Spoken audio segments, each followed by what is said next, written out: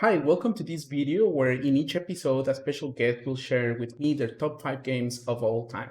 My name is Arturo and you can find me on Twitter as at Arturo Nereu. And today we have a super special guest. I have to thank her for being here.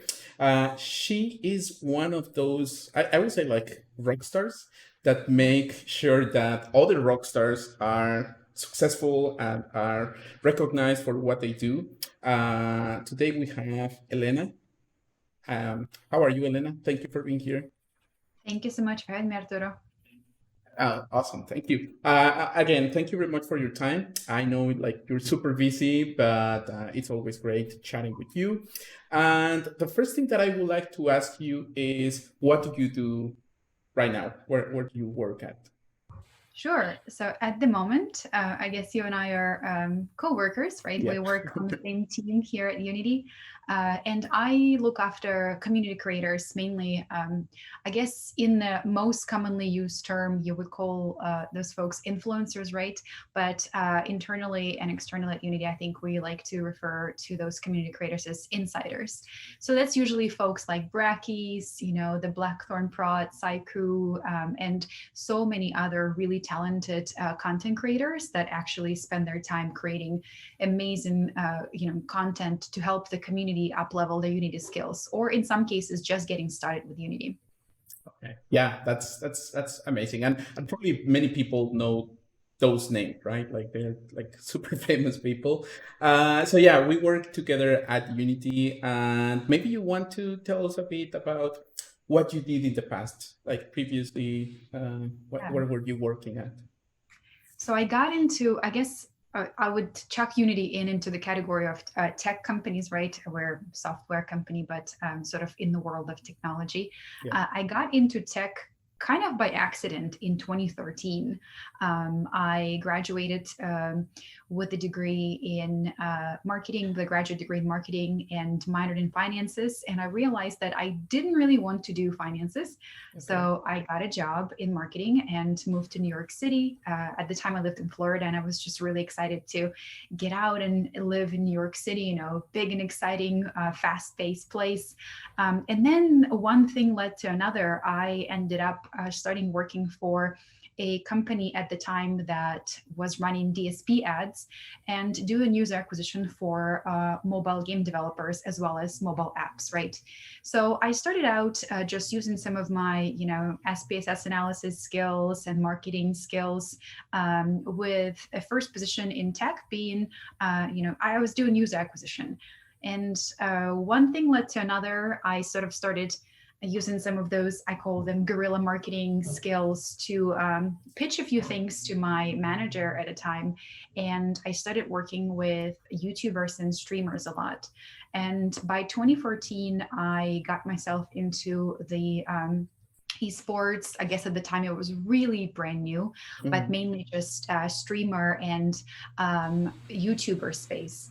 And that's how I ended up at Unity, because in 2018, the director of the team that you and I work on recognized that there are a lot of amazing content creators on YouTube that cover Unity and make great content that we work with in some capacity, but not really in sort of a uniform way. And we don't have a strategy for how to support them, right? So Yeah. Rakis was growing on his own and Saiku was growing on his own, and we didn't really have a strategy as to how to work with those YouTubers.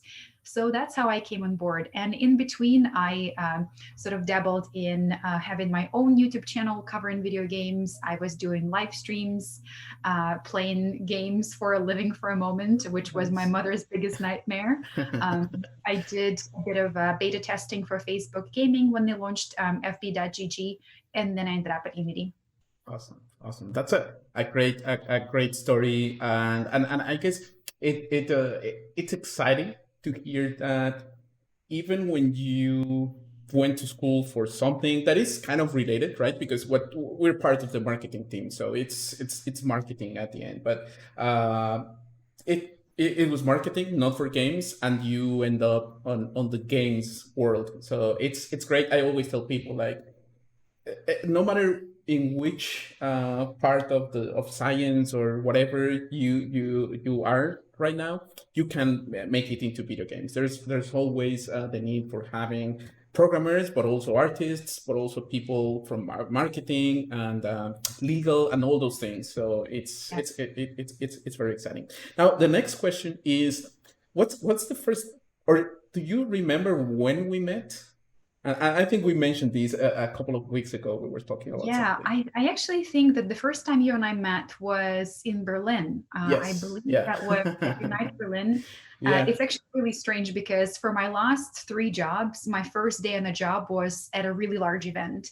The job Okay. before Unity, my first day on the job was at Casual Connect in Europe. And then one time it was Gamescom and one time it was GDC. So I feel like those big events always end up being kind of me being thrown directly into the ring of fire. So I believe that the first time you and I met was in Berlin in 2018. Yeah, yeah. Well, I also my first memory is in Berlin for Unite Berlin, and as you said, one thing, and this is not this podcast is not related to job, but I have to say that one thing that I like about like your job is the fact that precisely you created the strategy for something that probably was there, but you know it didn't have a strategy. So now you know, and you can tell, okay, this is a path that these creators can follow if they want to work with a company such as Unity. So that's great. And yeah, I remember we had some event during that week after Unite Berlin. We were at the Unity office or something, Yeah. working, I think, with the first influencers, right? Or Yeah, something it like was that. the first time we got a group of insiders, influencers together, and we had a really awesome crew there. And we sort of set them down, and I guess this was sort of that preliminary research, right, where I met them for the first time. And obviously, when I got the job offer for Unity, I went online and started looking up, Unity and got into editor and, started looking into C sharp, stutter guides and whatnot. And, what I really wanted to hear from the folks that we worked with, right, is, how can we help you guys? Because you do a lot of work. You're really helping out the community. Some of you actually wrote documentation that people cannot find on Unity's documentation, right? But Mm. they come to your blog posts and your channels to actually get those questions answered. So, what can we do for you? What are your goals? What are you trying to get out of it? And a lot of information, was shared at the time. I think people that we work with are really open because they want to do the best thing for their community, and in some cases put so much work where they probably could log some real like work time, work hours into what they do. So they've kind of shared what they're looking for, what could Unity do to support them, and what would really mean a lot to them, kind of as a show of faith that we appreciate their work. Yeah, absolutely. And I think they appreciate the work that you do for them or with them as well. So yeah, I hope that's so. that's And great. there's always more to be done, no matter how much you do, there's always more to be done. Yeah, absolutely. But yeah, that's pretty cool. Now the second question before jumping into, or third question, I don't even remember. But the next question is, maybe tell us about where you live right now. Yeah, so I am very nomadic, to be honest with you. I move so much to keep up with my moves. I think sometimes my parents forget where I live. So I'm currently in the nation's capital in Washington, D.C., but I actually started with Unity in our San Francisco office. So I just relocated from San Francisco to D.C. Nice. That's pretty cool. And then this is the last question before jumping into games. I would like to ask you about your history with video games. Where does this start? When you were a young girl, or it was recent? How was that? Yeah, if I have to go all the way back, Arturo, it's a long way back, right? Okay. I did not have I don't have the memory of my parents buying me my first console or, Game Boy or whatnot. I do vividly remember. So I am from the far east of Russia, which means that where I was born and raised borders directly with China, right next to Korea and Japan. And I remember growing up, and my neighbor, her parents went to China, and they brought this, I guess in English it called, uh, in, actually, I don't know the proper word in English. Electric key. In Russian, we say synthesizer. A It, synthesizer? yes, yes, Yeah, yeah. yeah. It's electric piano, and it plugged Yeah, into your TV. yeah. And Uh-huh. then on top of it, you could actually put a little chip in, and you could put like Mario games and Donkey Kong and whatnot. So essentially, it was like bootlegged. It wasn't a Yeah. real console, but I That's remember cool. for the first time, my first experience with a video game. That's I believe I was playing a bootleg version of Mario. Um, and then later on, I actually consider it a gaming experience. My mom Uh-huh. got me a Tamagotchi. I don't know if Okay. you remember Yeah, yeah, those, yeah, and yeah, I yeah, was absolutely. obsessed. And then if I have to fast forward to where I would consider my real gaming experiences when I was in high school, I got a PC, and I think I started with Quake. Interestingly, Harry Potter, one of the Harry Potter games, which was Mhm. also bootleg. Now that I think of it, it actually was one of the EA games, but Uh-huh. it was probably pirated, right? Because there was no real market at the time in Russia for that. And then Yeah. I jumped into Need for Speed, which really is where I got into games, and there was no way back from that. That's pretty interesting.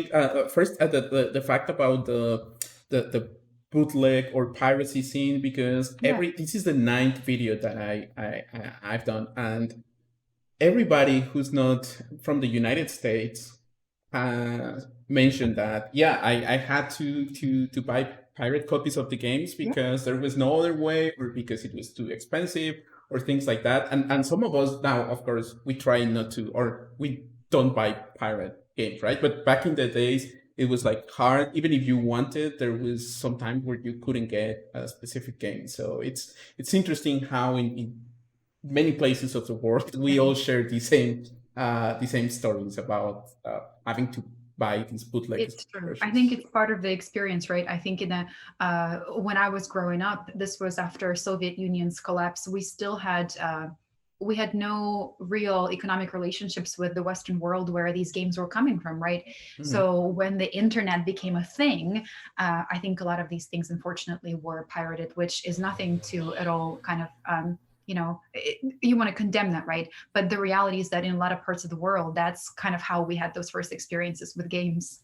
Yeah, yeah, absolutely. And yeah, I don't think it's something that I feel proud about, but at the Yeah, same time, it was the way for me to start playing games, or wanting to make games. So it's a difficult situation to be in, because I say, like, okay, maybe I should have said when I was a kid, like, no, no, no, I don't want to buy pirate games, but probably I wouldn't be here if it wasn't for that. And in the end, I've tried, at least when some of those games are on Steam, like old games that I had. Bootleg. I love the bootleg world for this type of thing. Sounds less wrong, but yeah, yeah. So that's a pretty nice story. Also, Tamagotchis. Yeah, I remember those. I think I never had one like that was mine, but I always wanted one. And when I had one, like I think one of my friends, or someone allowed me to see the Tamagotchi, I was like, okay, this is not what I was expecting. I was expecting like the Game Boy like graphics, and in reality, it was not like that. It was just like LEDs in a super simple LED screen. So uh, yeah, that's one of my first gaming moments of saying, "Oh, this is not what I was expecting." But yeah, and they tried to revive the Tamagotchi recently on mobile or something. I'm not sure yeah. what I happened there. think I remember reading about that. I think they tried it. I think maybe our generation would be interested in kind of experiencing again because it was so long ago and it's kind of a nostalgia. But I Yeah. think for I don't have kids, right? But I imagine that my cousins wouldn't want to play it because they're so used to these juicy graphics and lots of Yeah. action, where like you look at it and it's like, okay, there is a dot that says it needs to eat and it needs medicine and you need to clean up the poop. It's sort of not Yeah. really interesting anymore for the younger generation now. Yeah, absolutely. So next, Twitter games, and I have to say that I'll save this comment for the end. But I've noticed a pattern in the games that you like to play, which is a really interesting pattern, and it's fun. Probably you know this, but it was when I was doing the research, I was like, oh, okay, yeah, Elena, she likes this type of game. So although in reality they are not related at all, but I could see a pattern. We have 6 games, so we have to call this podcast top 6, but it's great. I've played most of those games. There is one game that I had no idea it existed, but it looks fun. But let's start with the first one, which is Cake. Cake. I'm hungry. It's not Cake. It's Quake. Great. Yeah. But its software is from 1996. It's a first-person shooter game for PC, made using the Quake engine. So tell me why Quake. Yeah, so this is a fun story. So, like I said, I got my PC when I was in high school, Mhm. and then I That was in didn't. in the States, or No, I finished high school still in Russia, and at the okay. time, my internet connection was very much limited, right? Mhm. I Because we paid per minutes of usage, so I couldn't really spend a whole bunch of time, in the chats and whatnot. So I found out that my friends were playing Quake in a local network, Mhm. Mhm. and that for us was kind of a really fun way to get together and hang out when we really were supposed to be home and doing homework. Uh-huh. So we figure out how to essentially get together and play in a network of the nearby computers, and Mhm. that's how I got into it, right? Because I lived in a condominium building. I think we had about 70 plus apartments in the building. So actually, a few of the players that we played with lived on the same floor with me, and some were below me, and some were above. So we kind of, I don't quite know, and to be honest, how we managed, but somehow we ended up creating a network of us, and so we all played together. That's cool. And honestly, it's not that I saw, a disc of Quake and the game itself excited me and I wanted to get into it. I was a pretty big nerd in high school. Let's put it this way. I basically had very little, idea of what social life looks like. So that to me was social activity, playing with Yeah. my friends in Quake. Okay. And so that's how I got into it. And I remember vividly being absolutely awful. I still think, we'll go on to some of the games that I played recently that are FPS, right? I still think that I'm pretty terrible when it comes to FPS, but it's the experience. And I think, for me, obviously, after going from like a bootlegged Mario and Tamagotchi to Uh-huh. Quake, that was such a wow experience, right? Yeah. Between the some of the graphics, between even the audio, that was so intense. I actually still remember some of the moments where, you're walking through like these tunnels of water and you hear the breath of the player, and you're reloading your weapon, and it seems so intense and it's so poorly lit. It feels very dark, and man, like your hands, your palms would be sweating and you have to wipe the mouse and everything. But yeah, that probably was the first time I really experienced the thrill of multiplayer, even though it was a local multiplayer, right? And it was quite amazing. And actually, I was the only girl to be on the team because everybody else on the team or team, I should say, in the net, they were all guys. Do you still have contact with those folks like No, not one of them actually. A few of the guys that lived in our building, they were from military families, so they moved away once their parents got reassigned. And then, honestly, when after I moved to the States, I think I lost touch with the remainder of that crew, which is quite unfortunate. Which I'm sure if I wanted to, I could probably find them because I remember their names and I wonder if they stayed in our hometown. But no, I haven't spoken to them probably in over 15 years now. Okay, okay, that's interesting because some people, and I don't think that's my case, but some people mention that, oh yeah, I used to play with this guy, and then I found him on Facebook like 20 years later, and we haven't met again, but at least I know that person still exists, and I have those memories, and I guess for you is the same thing, right? Like when you think about this game, about Quake, you also have memories of your life when you were a child, I have to say, or Yeah, and younger. Arturo, Yeah. let me tell you about how we gave each other a code to get started. Because where I lived, there were 4 seasons and winters were quite harsh and long. We had radiators. Hmm. So we would come up, and like I said, because some of the folks were below and above me, and we developed a code, right? So I would come up and like tap on the radiator, and Yeah. that was the code to get on. And it's just, when I think about it, it brings such warm memories, being in my little room and coming up, taking my ruler and tapping on the radiator to send the code that we're ready to game. That's so cool. That's that's really pretty cool. And now that you're mentioning these, and I've never been there, but it makes me imagine like what it will be to be there, right? Like, okay, I based on, and maybe incorrect things, but based on movies or based on books or based on comic or other games, I can imagine like the radiator, and I can imagine like the building, and I can imagine those things, and it's great. And yeah, thanks for sharing these things that sometimes are too personal, and sometimes people don't want to share them, but I appreciate you being open and share them with me and with the people watching the video as well.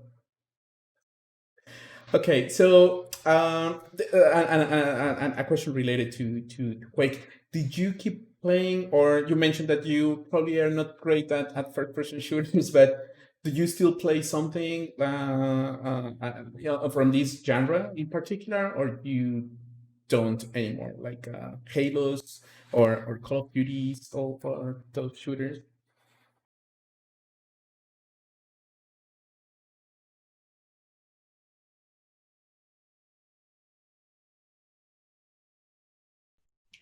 So in terms of shooters, I didn't have a PC for a really long time. I bought my PC when I started streaming several years ago, and when my production of videos on YouTube became a little too kind of much for my Mac.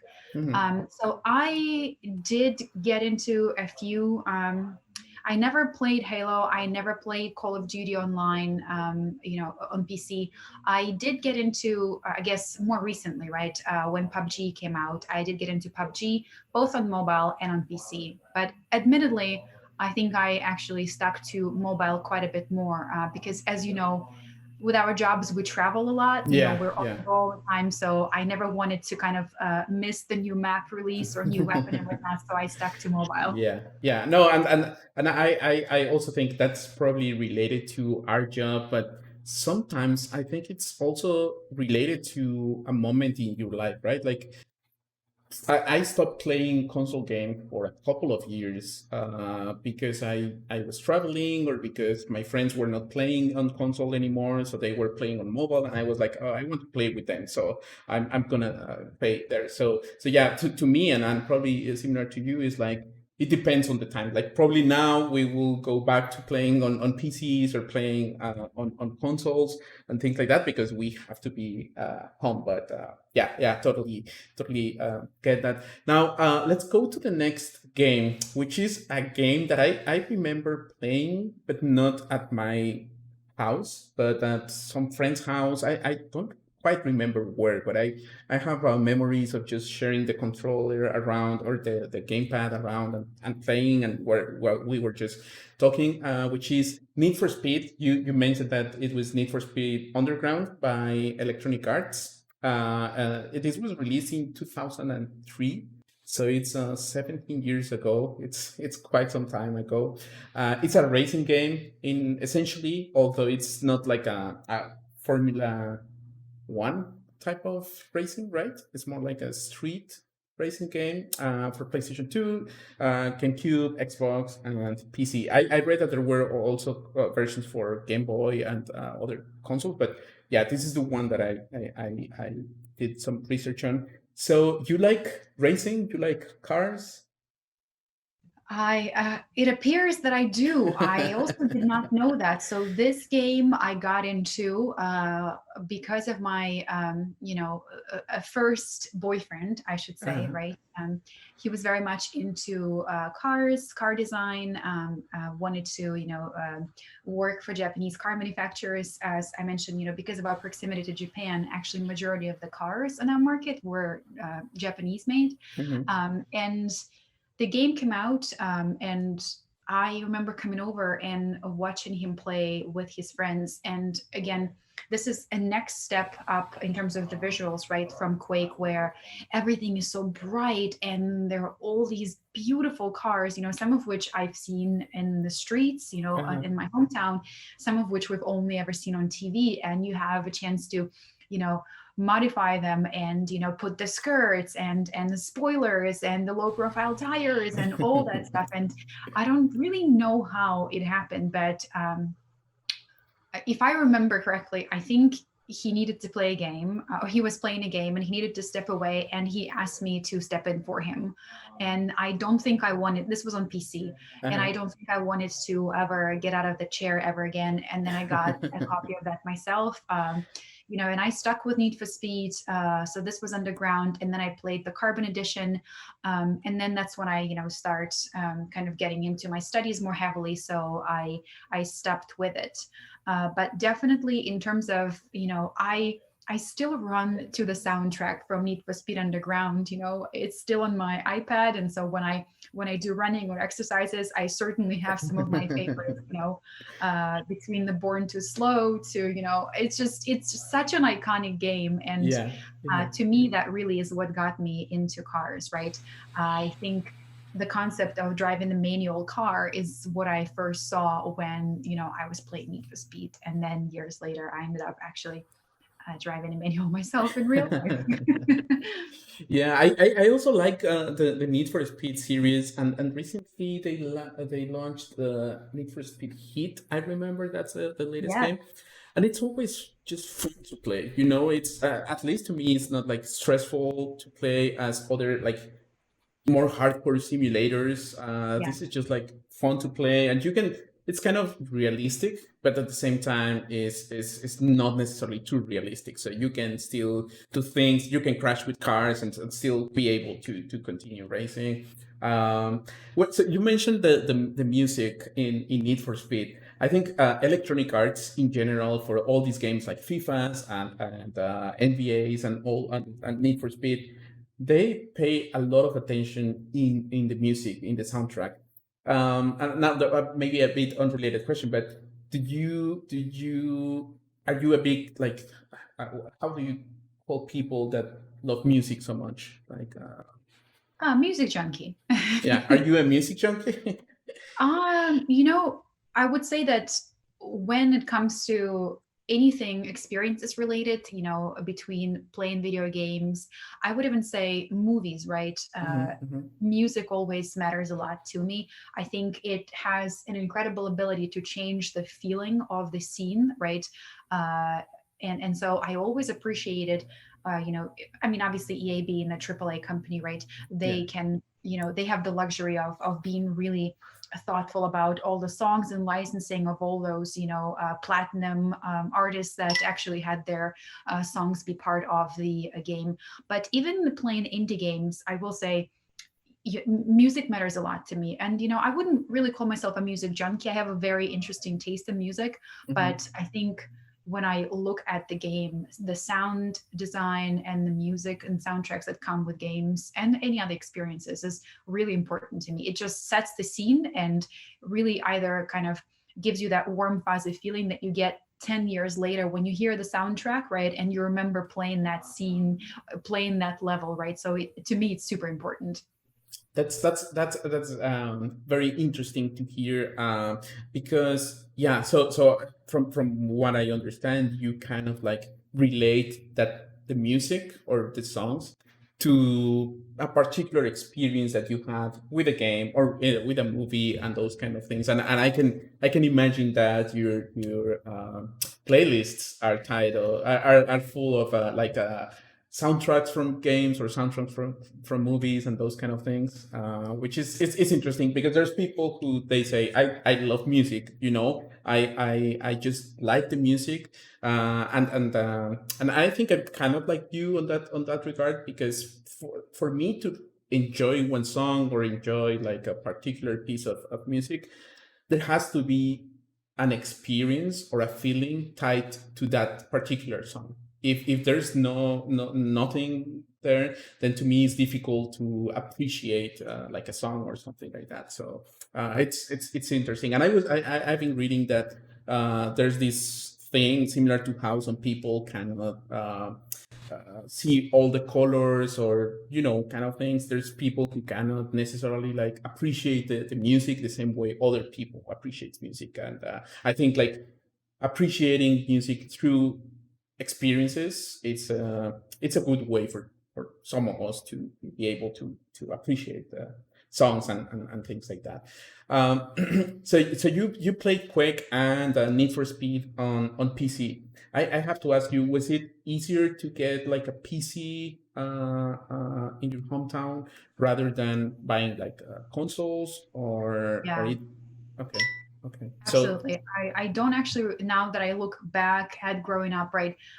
All of my friends, both in uni and in high school, they all were gaming, right? Again, mhm. I suppose I should disclose that majority of my friend group consisted of guys. But I don't believe that any of them actually had consoles, and it's probably because it was pretty difficult to get them. Right? I don't remember anybody having Xbox or PlayStation, Game Boys, none of that. Yeah, so most of what we did was limited to PC. I see. I see. That's yeah, that's interesting. Sometimes, and I'm not from the States. I'm from Mexico, but we are too close to the States, so it was not impossible to get the latest console. It was super expensive, but if you had money, you could get it. But last week I was talking to someone else, and they said like, yeah, it was difficult because my country didn't have these free trade things between with the states, so it was more difficult. And then you mentioned something interesting, Elena, and not to go into any forgot the word, but you mentioned most of your friends were men, right? Um, is that because those friends were like gamers, and women didn't like that much to play, or just something random about life that Yeah, I happened? think it's not really that. I think I was never girly enough, so I didn't quite fit in with the feminine crew, right? Hmm. And I think I've mentioned I was pretty nerdy, so I didn't going back in high school, right? Like high school is the time where you kind of select your clique and whatnot, and Yeah. I couldn't get into the pretty girly clique because I didn't care enough about what I wore, or if I came in the same t-shirt for a couple of days in a row. So guys didn't quite care about that, right? Okay. And then because I did well in terms of grades, I remember oftentimes, I people would ask me if they could copy my homework answers and whatnot. So I got into a bit of trouble with being bullied, right? And so a few of my guy friends stepped in Hmm. at the time, right? And they were sort of like, well, we'll make sure that nobody beats you if you don't give them homework assignments, but then you'll do our homework assignment, right? Yeah. And then we became friends, right? And it was kind of funny. It was completely unintentional. It was just because I wasn't girly enough and was way too nerdy, and experienced a bit of bullying because I wasn't very popular. That's really interesting, and yeah, I was curious because I also want to understand why.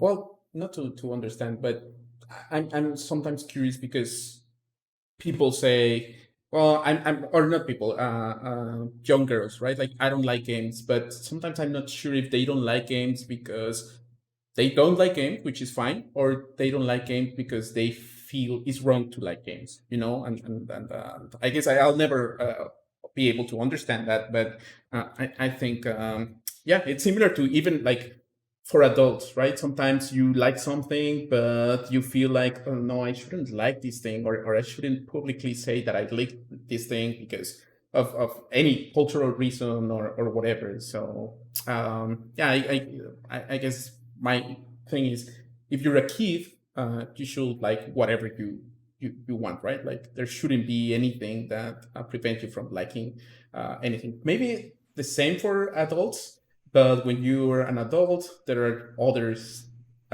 things yeah, that could go wrong, right? But when you're a kid, you should be able to do whatever you want, to Yeah. experience whatever you want. And I think to your point, right, when you're a kid, you sort of come into this without a preconceived notion of what this will be like, right? So when I first Mhm. played Quake, I had no idea what this was going to be, right? It took Yeah, me yeah, like a half an hour to figure out how to even get around in a scene, right? yeah. And so, I think with that, in that sense, if younger girls, get into games and they experience them and they don't like it, then that's fine, right? Yeah, I yeah. think so long as they feel that they shouldn't like them because culturally girls shouldn't be playing games or because their parents aren't keen on them playing games, right? There are various reasons, but I think, you really, for anyone, you should experience it first and then see whether you actually do or don't like it before you sort of make that opinion based on what you think video games are. You think they're violent, do you think they're this and that, right? Whereas there's a lot in games that isn't Mhm. violent, and there's so much where you can be creating and crafting, right? So it's like, Yeah, yeah. let's come into this with just a clean slate and figure out what it is and isn't, and then kind of decide whether we like it or not.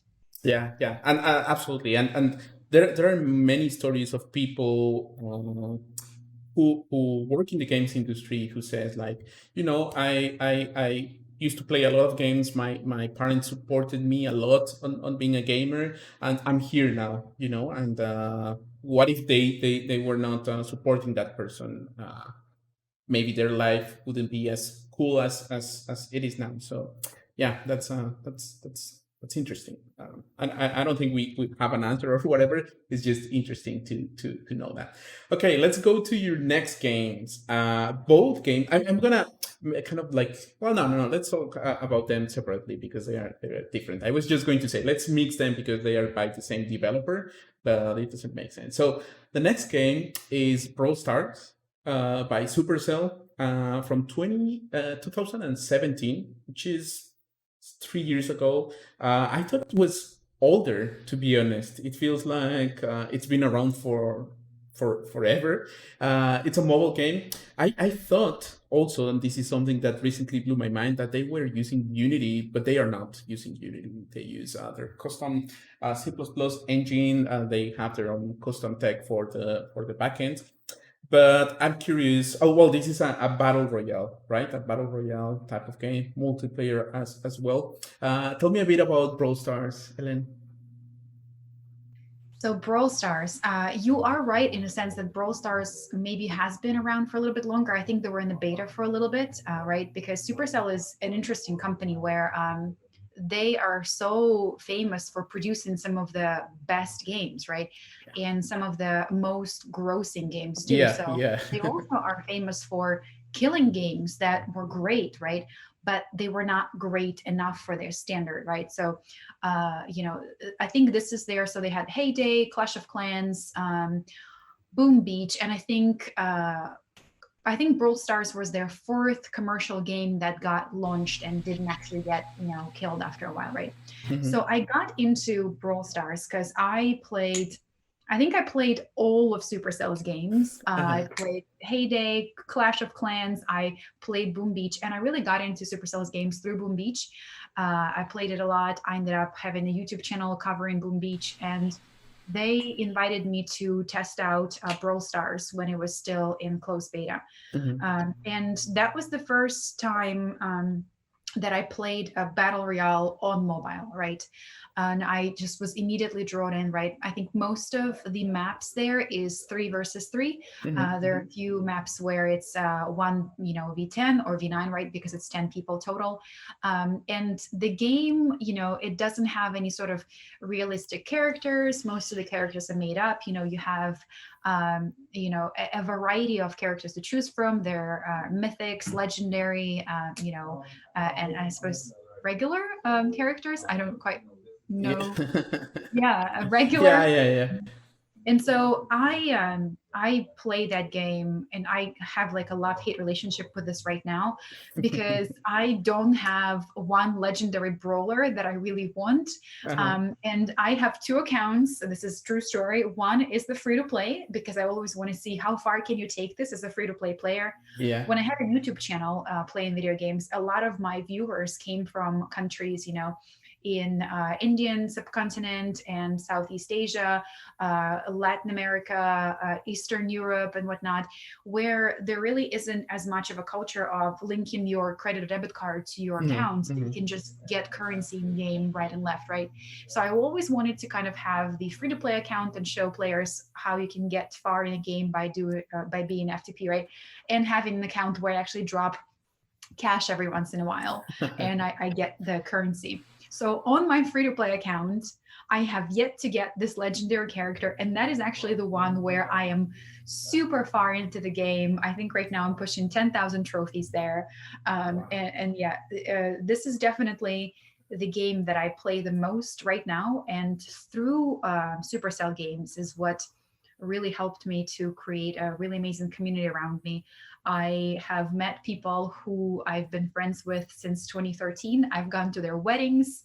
Because I've you met them in the game? Yeah, because we Nice. started playing together. We had task forces on Boom Beach together, and then we would collaborate on YouTube videos. We met on trips when we would go to Supercell's offices. And like I said, it really helped me to make lifelong friendships, which is kind of crazy, because you asked me if I remember, am I in touch with the guys that I played Quake with, and I'm not. Yeah. But this is more recent, right? And so I'm hoping to not drop the ball on this and stay in touch with these guys. But if you guys haven't played Brawl Stars, this is not sponsored by Supercell. You definitely should check it out. The game aesthetically is very, very pleasing. I feel that Supercell does an incredible job Yeah, balancing yeah, yeah. everything when it comes to gameplay, and so I've never felt like it was unbalanced and one character was overpowered and maps weren't interesting, or there are always cool events. I mean, I really couldn't stop bragging enough about that game. It's probably one of my top 5 games of all times. And related to what you said about the visuals, I have to say that they are beautiful. Like Yeah. they have their trailers, and the trailers are like so beautiful, and the 3D is amazing, and animations and everything is beautiful.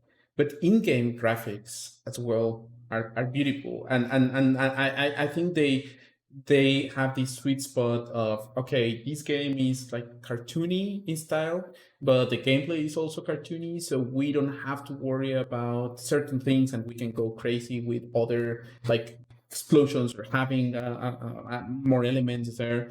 And the other thing that is great about their games is what you mentioned, that they make a lot of money. They are super successful games, which is always great, and they manage to keep this success throughout different games. It's not like they just released one game and then that was it.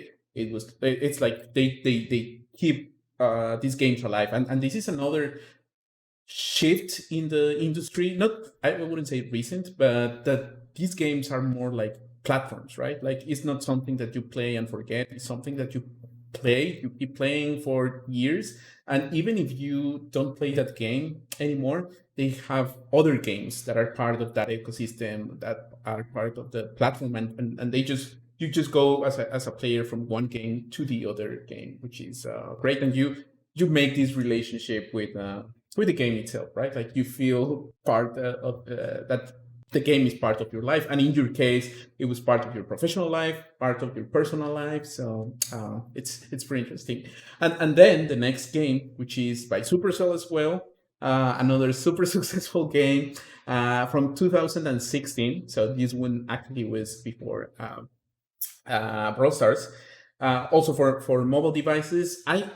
Well, this is a different genre, right? Also, if you look at, or if I look at the games from like from a far view, I kind of think like they are similar, but they are not. This one is a tower defense, a MOBA kind of thing, and a card game as well.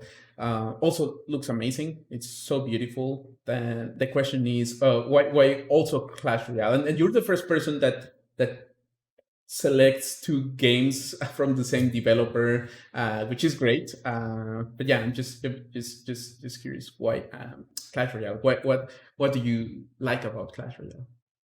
So I got into Clash first with Clash of Clans, but Mhm. I will say that when Clash Royale came out, I immediately abandoned Clash of Clans, which was not to my community's liking at the time. Mhm. But to me, something that you've said, because I love to play Bloons battles, right? I love tower defense as a genre, Yeah. and they did a really good job also carrying some of the I guess some of the characters from the Clash of Clans franchise into Clash Royale, right? And so it was kind of a really interesting way where I already was familiar enough with, with Clash, and I should say as a franchise, right? But I really was sold on the fact that it is both kind of a little bit of the tower defense, also a Mhm. little bit of card battling, right? Because really you end up having, the recipe to winning in Clash Royale is really understanding all the strength of your deck based on each card that's in your deck. You have 8 slots in the deck, right? And so if you don't balance it well, if you end up with too many cards that are tanks, right, then your elixir is pumping too slow and you can never really address your opponent, right? Yeah. There was a lot of the sort of really having to get to know each card and each deck that you put together. And the more you stuck around with Clash Royale, the more cards were released. Sometimes, your favorite cards got nerfed. Sometimes they got a boost, right? So it was always keeping me on my toes. And again, there is also a really strange part about it that was exciting to me. In a way, playing it felt like having to solve a math equation, right? Because when you would get into a match and you would see your opponent to drop their cards, and then slowly but surely you counted out all 8 cards that they had, now you could calculate the average cost of the deck that your opponent has, and the average cost, elixir cost of your deck, right? So you know which trade-ins you have to make, right? And I mean, I am nowhere near as fast on my feet as some of the other players were. There is a legendary Clash Royale player. His name is Surgical Goblin. He actually is an esports player right now. He's signed with a team, I believe. I think he was with, actually, I shouldn't say because I don't quite remember. And then there is a YouTuber who is also part of the But playing esports Clash team. Royale, they play Yeah, Clash they Royale. play Clash Royale. Yeah, and and they've had several championships. Hundreds of thousands of dollars in prizes, right? But those people that end up being sort of those supreme genius or genii, I suppose, of Clash Royale, in the way they're sort of like math genius, right? Because Yeah. they can look at your deck and they can.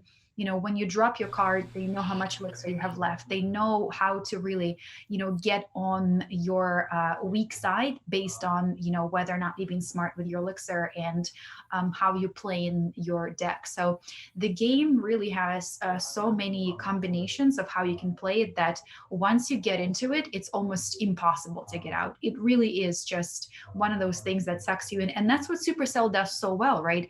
They sort of like get a hold of you and then they keep you in, but not by force, but because all of the games are so enjoyable. And that is a really that's a true trademark of a successful Hmm. game developer and game publishing company, right?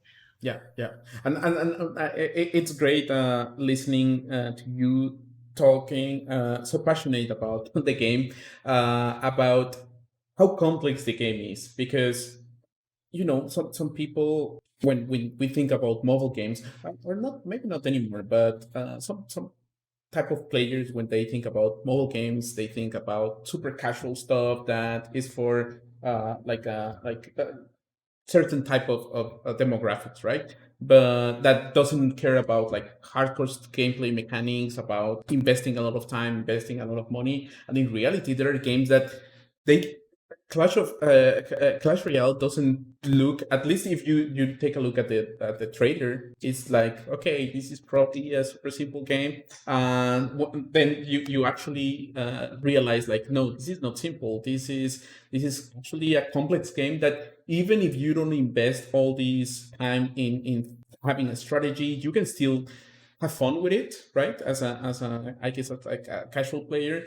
But if you really want to invest time and you want to invest like your intellect into the game also allows you to do so, which is another super interesting thing about Supercell, that they make a game that someone who just wants to play casually can have fun with, and someone that is an esports player can also have fun with, make something really competitive as well. So yeah, it's great also that you chose these games, because I think that this is the, well, not that I'm inventing anything, but this is the trend, right? Like these type of games that are again like live games, that are like services, and the service they offer happens to be a game, but in reality, it's just like a Netflix-like kind of thing that you keep coming back because there's a new event taking place, and things like that, and even games that used to be like I guess like more hardcore are now leaning towards this, like Halo Infinite, and Destiny are now like game services, which happen to be, or they are services that happen to be a game, but it's yeah, it's super interesting seeing these games as that I feel, and yeah, it's great listening to you being so passionate about the games. It's great. I always love when people are passionate about things that, to be honest, I've played these games, but I haven't invested that much time in them. I haven't invested money in them as well, but yeah, it's great. So your next game is also a game. Well, I think it's one of the most successful games in the past years and probably in decades. It's a game that I have to say was like the game that made another game become super successful. I don't want to get into that conversation, but probably people already can know which game we're referring to. It's a battle royale. I will say it's not the first battle royale game ever, but when I think about battle royale, I most of the time I relate battle royale with this game. PUBG, Player Unknown Battlegrounds is the game by PUBG Corporation, available on every platform out there, I believe. I'm not sure if it's on Switch. Probably it's not on Switch. I'm not sure, I'm but not sure about Switch either. yeah, but it was made with Unreal Engine 4. Now, tell me, sell me PUBG, Elena. Let's imagine I don't know anything about PUBG, and I'm just asking you, hey, Elena, can you recommend me a game? And you chose to recommend me PUBG. How would you describe PUBG? I mean, to me, right, and again, I will say that I played PUBG both on PC and I played over mobile, right? Yeah. What I ended up streaming mostly was on mobile because over the years of making content around Supercell's games, Mhm. I developed sort of a following of folks that didn't have a console or PC, right? So they played mostly on mobile. Yeah. So Yeah. I will caveat you with the fact that most of my PUBG hours have been logged on a tablet, on my iPad. Mhm. So if I wanted to sell you, PUBG, I mean, to me, it comes down to this: if you have three friends that you love playing shooters with, Uh-huh. and are formidable, when it comes to shooting games, Yeah. then PUBG is an amazing thing to hop into. You can do. I mean, usually, if my friends are not all available at once, we would do just a two-person team. Sometimes we would just let in some random folks jump in with us too, but most of the time I actually played with my squad, right? So if you have your trusted squad and you know that on that squad you have a person who is an amazing sniper, you Mhm. have a medic, which is usually me, because I've always kind of been more of a medic on the team, and you have an excellent sort of a person who keeps your team in check, to let you know when the zone is coming and when you need to be relocating and whatnot, then PUBG is a joy to play, even on mobile, right? And again, it is made with Unreal. Graphically speaking, I think it's not the most, intense game, right? Like there is nothing about it that was super revolutionary, right? Mhm. However, on mobile, right, to jump in into a map with 100 other people that are live. Of course, I think in the beginning there were lots of NPCs and whatnot, right? But once the game gained steam, you're playing in an environment with dozens of other players, right? To me, one of the things that sold me on PUBG, because I think they launched right around the same time when Fortnite was hitting the ground too, right? And I know it's going to sound a little terrible, but I love the realistic aspect of the game. And it's probably going to make me sound like a psychopath, right? Like, oh, you like the realistic aspect of the game? Because, in Fortnite, you kind of still have the same joy of, of shooting and whatnot.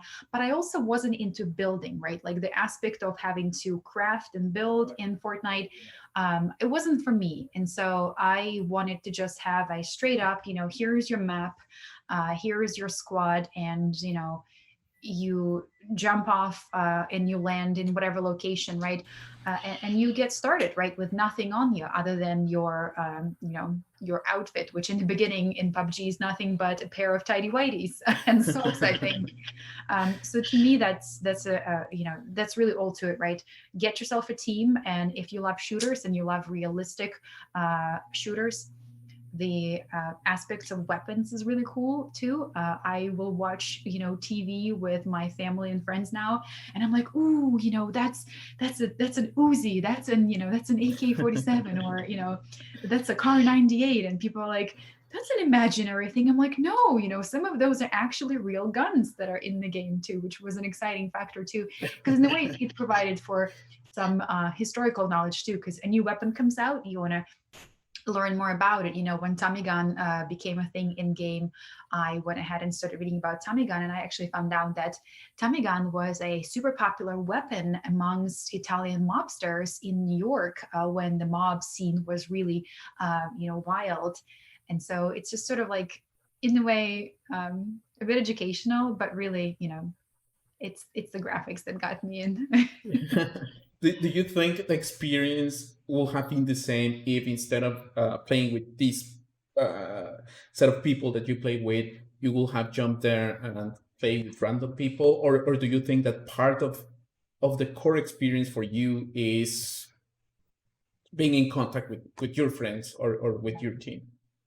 100%, because I did play PUBG. Admittedly, like I said, I'm still lousy when it comes to shooters. So, and my teammates, actually, a few of them are streamers now, and they do it for a living. Mhm. They're so darn good. Some of them would be like, "Oh yeah, what do you mean you can't see the person? He's right there," and then they would get, like an AW headshot, and I'm just like, I could not do it because my strategy was always spray and pray, like, hoping that I'm going to get someone right with Yeah. my favorite weapons. But I did jump in into games with randoms to kind of see if I can maybe just get better at it, and it's not the same. It really isn't. I think for me, it's that experience of being online with your friends, busting chops, making jokes, asking them about how their day is going. And Mhm. for us too, we were across so many time zones, right? We were all the way from the Netherlands. We had one of our players actually in Thailand, and then a few of my teammates. And like I said, it's usually four people, right? So we would rotate them. They were on the West Coast in California. So all over the world. So we'd find one time in the day when we could on hop on and play. But the experience is just not the same for me without, having your friends play with you. And I totally agree with you. I've played PUBG. I have to say that it didn't hook me because I was just playing alone. So I was on the airplane. I fell into the ground, and then someone randomly killed me, and I had no idea what was going on. Similar to any battle royale, But if I played other battle royale games when I'm at least in the in the voice chat with someone else, and yeah, someone kills me, but it's fine. I'm still talking about something else with my friends and things like that. And I believe that games, you can enjoy a game either if it's a multiplayer game, but you can enjoy a game just jumping in. But definitely, I also love when the meaning of playing a multiplayer game also is related to talking with friends or family or other things or nothing or other people that you care about, and the fact that PUBG is the same as Fortnite, that they are everywhere, it's another extremely interesting thing about our industry, right? Like, you can start playing on one platform and then jump into the other platform. If you're traveling a lot, then you play on your mobile device. If you are at home and you want to sit on the couch, then you play on your console. And it's just great, right? Some people might prefer to play on a with a certain like setup, and it's totally fine, and they have the opportunity to choose whatever they want. But the fact that we have the choice, it's great. And the fact that you can also cross play. I'm not sure about PUBG. I think it supports cross play between consoles, but like Fortnite and Minecraft, like, you can play with friends no matter on which console they're playing on. And yeah, these games are games that are gonna be around for so many years, that it's just exciting, right? Like, maybe the game, and if you go back and you go to YouTube and you see like videos of gameplay from the when the game started, it looks totally Oh, different from what. 100%. Yeah. Yeah, I and mean, this is where the it is now, it's nowhere where it first started. I was yeah. just watching actually my friend's stream the other day because I haven't played PUBG in several months, I would say. Mhm. And he had his garage with a Tesla, and I was like, "What? There's a Tesla now in PUBG? They're getting very eco-friendly now." Yeah, I didn't know that. That's pretty cool. That's very very interesting. And I guess I'm also curious, why didn't you chose Fortnite? Yeah. So yeah, for me, it came down to, like I said, I wasn't really interested with the aspect of building in game, right? Like the whole, when you, it just wasn't for me. Mhm. I didn't want to craft in order to survive, right? Yeah, yeah. I wanted to get down to the straight up, me having enough ammo on me, being smart about what's in my backpack because each backpack's capacity is different, right? And making sure that I either, because I was more of a medic on my team, right? So that I Mhm. help my team to stay around for the final round, right? And that's and that was really it, right? And obviously there is an element of it too. None of my friends were really playing Fortnite because they were in the same boat, where they weren't interested in the crafting element of it, and they wanted to play something that was a bit more realistic. So obviously I wasn't going to jump in and have to sort of build out a brand new crew when most of my friends from my Clash of Clans, Clash Royale, Boom Beach, Brawl Stars games, they Mhm. jump into PUBG. And so, to me, that was an easy sell as well because I didn't want to have to find a brand new crew to play with, right? Yeah, So yeah. that was definitely it. But again, 100%, it was about visuals are beautiful with Fortnite. I love all the events that they do in games, having all those music celebrities come in and do Yeah. fests and whatnot. That was super cool. But I was looking for, something that brought me closer to my Quake games, right? Which Fortnite wasn't it.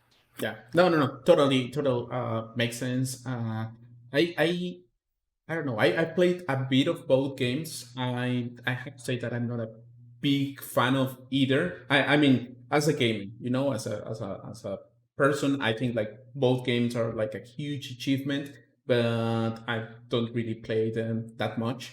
But it's impressive the impact that Fortnite and PUBG have in the I think in the world, right? Because similar to how people and even like uh, moms and grandpas and grandmoms, they know about who Mario is in most cases. Probably in a couple of years, everybody will know what Fortnite is, right? At least they will see like a random kid on the street doing a dancing or something, and they will know. Yeah, what's the name of that one? The I floss? think it was the floss dance. Yeah. I actually, to be honest, I don't know how to do it. No, well, in my head, I think I know how to do it, but when I try to do it, no, it doesn't Let us work. see after that. Now we see Uh, moment. okay. No, I'm not gonna do it. Again, um, you're right. In my head, I know how the hands move, but the execution doesn't happen in real life as it's supposed to. yeah. But yeah, I love how games, well, how games have evolved, but also how you can still find other types of games. Like if I prefer to play like single player games that are realistic, I still can go and find a single player game. If I want to play multiplayer games that are like stylized type of games, I can play that thing. So and with tools such as Unity, anybody can make the game. If there's no game that Elena loves in the world, then you can go ahead and make your game. If there's no game that I love, then I can go ahead and make the game, even if it's just for me. So we're living exciting and challenging times because we haven't mentioned it, but we are isolating in different parts of the world right now. When usually we travel, right? Like we are going to events in other places of the world. So great. Now, to your last game, Elena, and this is the game that I had no idea it existed. Probably it means that I'm not a real gamer. And I apologize about that because, yeah, it's a super. Once I started doing some research, it's like, okay, yeah, I don't know why I didn't know about this game. It's like pretty famous, pretty. It's a game that has been around for 4 years, and they I think they started on iOS and they moved to Steam or something like that. So, Battle of Polytopia. Tell me a bit about the game. So the Battle of Polytopia, you're right. It has been around for a little while. They originally started out just on mobile devices. And actually, what's interesting to me about the Battle of Polytopia, and that's something that I guess I didn't put Civilization as one of the games that I played a lot. I played it, but not enough for Mhm. me to really put it on sort of the list of games that I will carry on with me through the rest of my life, right? But I did get hooked on the Battle of Polytopia because they had a little bit of those a familiar sort of civilization like mechanics, and some of the gameplay seemed to me remind me of my Civ days, right? But Mhm. it was again made on mobile, and I really love the fact. Actually, at the time when I found out about the game, they won. And so, let me take a step back. This game was developed by one person, right? I think the developer's name is Mijiwan. They're Mhm. based in somewhere in the Scandinavia, and it just goes to show you how much a one person can do, right? I think this is also the only game on the list that I gave you that's made with Unity, right? Actually, I thought it was made with Unity, and then and now I'm not sure anymore. Yeah. I think they used Adobe Air for that. Okay. Yeah, Yeah. So yeah. I guess I stand corrected. For some reason, I thought it was made with Unity, but I suppose I can correct But myself. I'm not sure anymore. I What I did was I went to a webpage that analyzes the SDKs that they use. They didn't have any reference to Unity. They had a reference to Adobe Air, but in my understanding of Adobe Air, I'm not sure how a game like this could be made with Adobe Air. Maybe it is, but I don't know. So maybe it's Unity. I'm now confused. Yeah, I guess I'm confused too now. But let's not mislead people. Let's say we Yeah, don't know what it's made with, right? yeah, But I that's guess fair. what was really impressive to me that this was made by one person, right? And this is a live game. There are updates that happen, and what I really truly loved about it is, if you looked into it, right, you will see that when you first start with the game, you are given a certain amount of tribes, that you can go ahead and take into a game. You can play a multiplayer game. You can play easy, hard, super hard game, right? Um, and then there are certain tribes that you can actually purchase, and so each tribe comes with a number of their own abilities, and there's a tech tree. You can train your tribe skill sets, right? So depending on which your tribe you decided to go with, they may need to learn how to fish or hunt or gather or build road, or learn free thinking, and whatnot. And so in a lot of ways, this is one of those things where you think, oh, I got this. I can jump into it right away, right?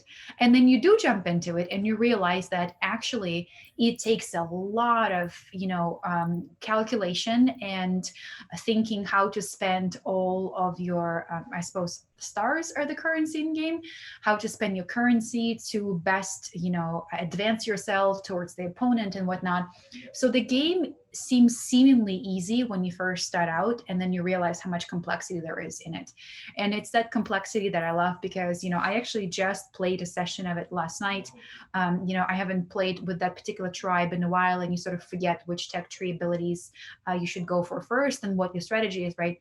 So like I said, it seems seemingly easy when you first start out, and then you quickly get the realization that not so easy. So you have to really invest some time into it.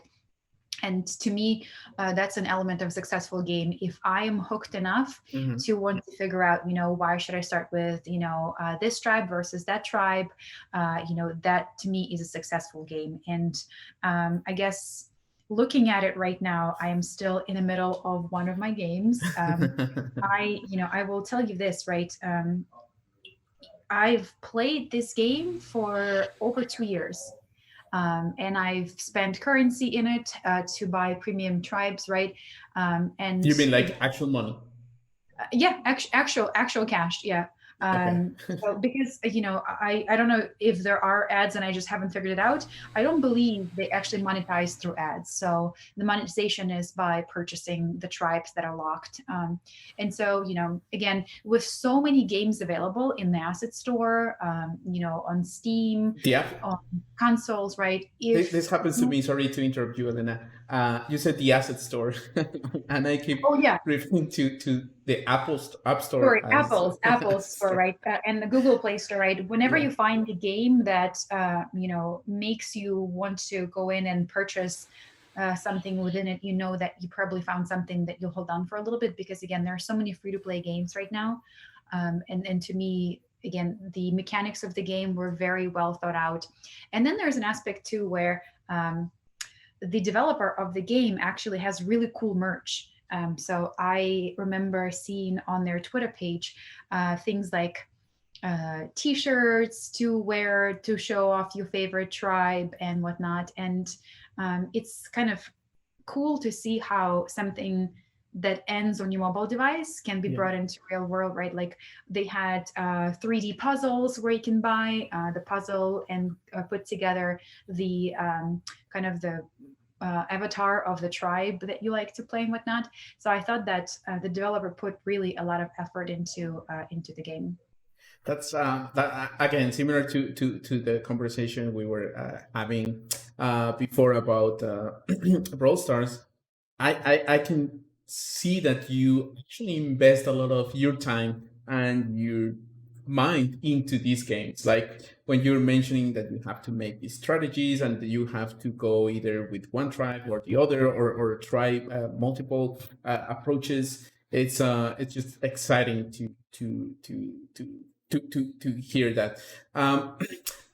Remember at the beginning, I told you that I found a pattern in these games, and every single one of these games is a multiplayer game, or even if it's not the main one, the multiplayer component is a very heavy component of the game, which is great. I guess you, as you mentioned during the PUBG section, you enjoy playing with other people. You enjoy that's part of what you enjoy about games, and it's amazing, right? Some people play because they like the story. Some people play because they like the gameplay. Some people like because maybe they just want to spend some time and they don't care about anything in particular. They just want to do something.